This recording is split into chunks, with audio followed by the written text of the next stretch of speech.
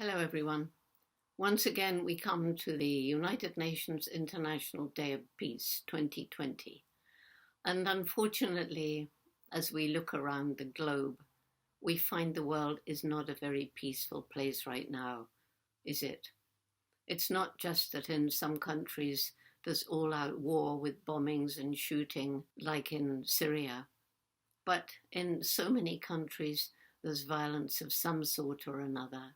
There's ethnic tensions, there are border disputes and crossfire. There's discrimination against people of colour, against different ethnic and religious groups, against gays and GLBT. There's terrorism, school shootings, domestic violence. It's a grim world, to be honest. And on top of that, there's violence against nature and the animal kingdom. We're in the midst of the sixth great extinction, damaging ecosystems in some places almost beyond repair. Right now, we're fighting a pandemic, and tragically, to some extent, we've brought this upon ourselves by our absolute disrespect of the natural world and our disrespect of animals.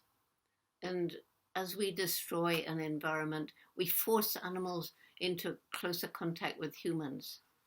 We are moving into the animals' environment and shooting them, hunting them, eating them, selling them, trafficking them to sell in the wildlife markets in Asia, in the bushmeat markets in Africa, selling them in the mostly illegal international trade in exotic pets.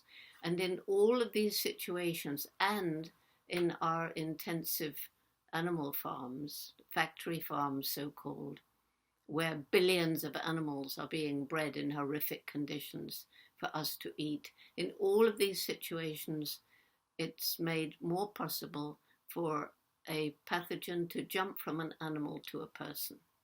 Sometimes this will result in a new disease. COVID-19 was from a virus that jumped from an animal to a human.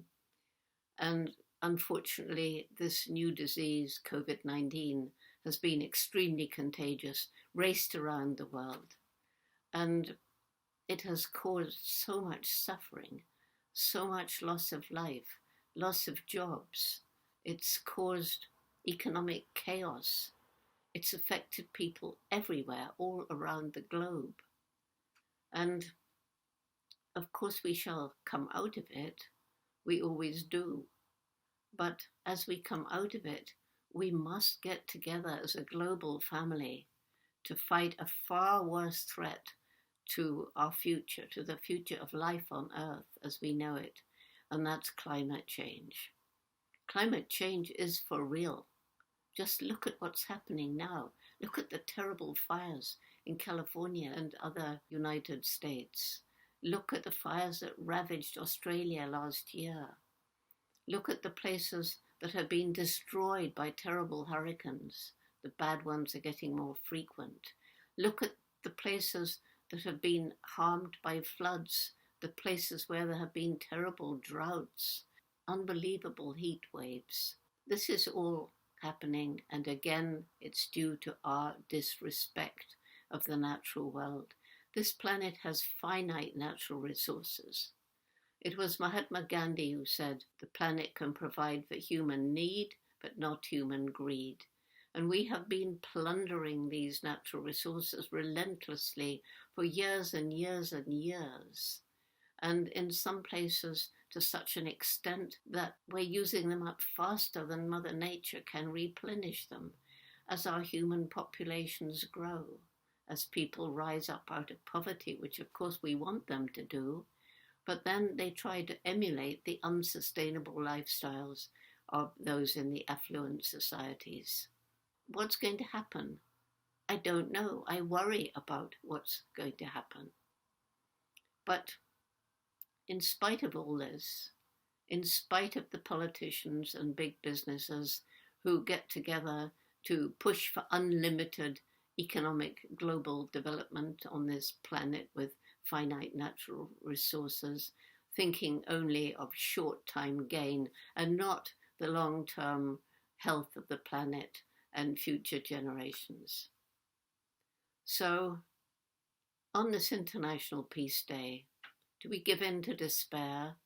No, we do not. I have with me a bell. Now, this doesn't look a very smart bell, but it rings, and it is made from metal that comes from one of these terrible landmines that have maimed so many people around the world.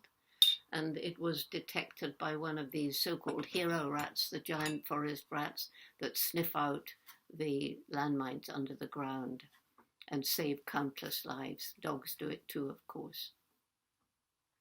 So I'm going to ring this bell, and as I ring this bell, I'm going to make a commitment. I hope all of you will make a commitment too, and that is that each one of us does our bit. So what can we do? We can educate ourselves. We can learn about people from different cultures and ethnic groups. And this is really, really important, because what's happening now is that different religious groups tend to be discriminated against, vilified, made out to be evil.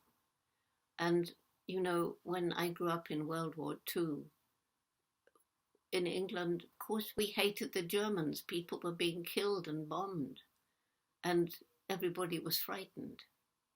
But it was the Nazis. And how wise of my mother, about 5 years after the war, she let me go off to live with a German family who wanted someone to help the children learn English, because she wanted me to understand that just because of Hitler and his Nazi party, that didn't mean that all Germans were bad people. So while I was in Germany, I learned a lot. I learned that ordinary Germans are the same as everybody else, good ones and bad ones. I learned that Hitler had triggered this Nazi party, which was perpetrating unspeakable horrors on the Jews and the Gypsies and the disabled people in the concentration camps. But there were Germans who hated it as much as we did. Germans who were incredibly brave, standing up and fighting against this regime, often losing their lives as a result. So we need to make ourselves aware exactly who are these other people who seem so different but are actually the same. All the major religions, and there's so much hatred now between Muslims and Christians and Jews and so on, but all the major religions have the same golden rule: do to others as you would have them do to you.